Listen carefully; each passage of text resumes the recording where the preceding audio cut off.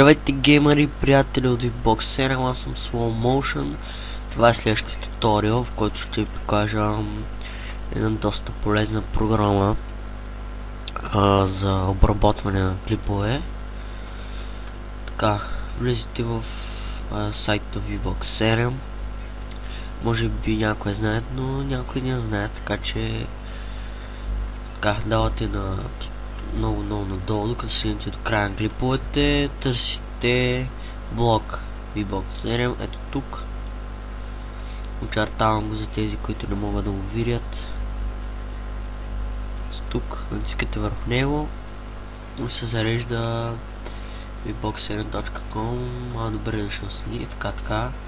Въртите надолу, въртите, докато не стигнете до последното и така нищо не се вижда.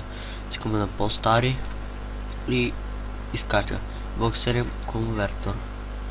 Тази програма може да прочетете какво прави тя. Ето тук.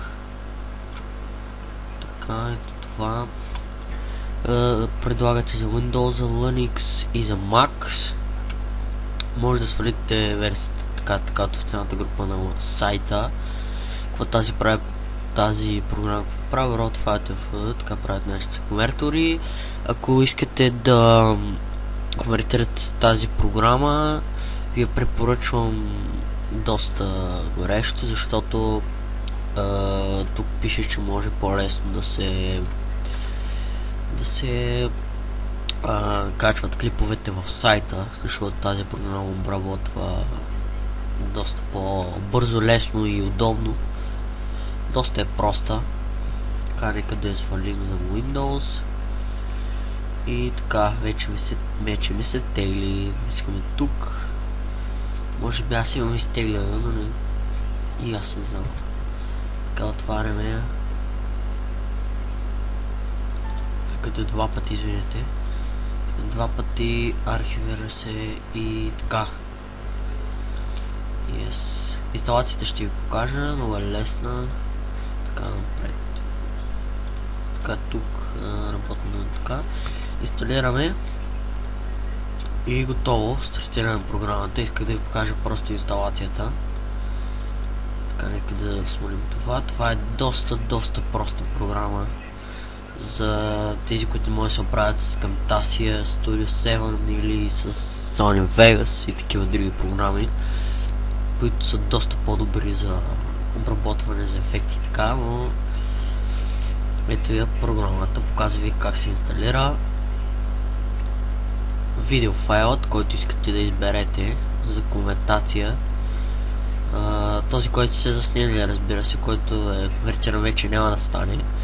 Искаме на един клип, например този, и изходен файл, този, където искате да бъде запечатан този клип.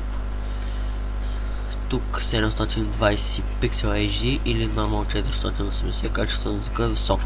Препоръчвам да си правите 480 и средно качество на звука, защото ако направите високи 720, доста по-бавно се конвертира и доста повече място ще заеме.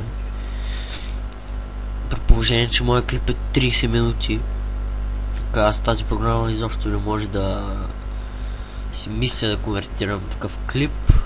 По-скоро 480 качество на звука ниско бих направил, защото 9, ето вижте сега в момента, като цъкна клипа, ето 18 минути клипа.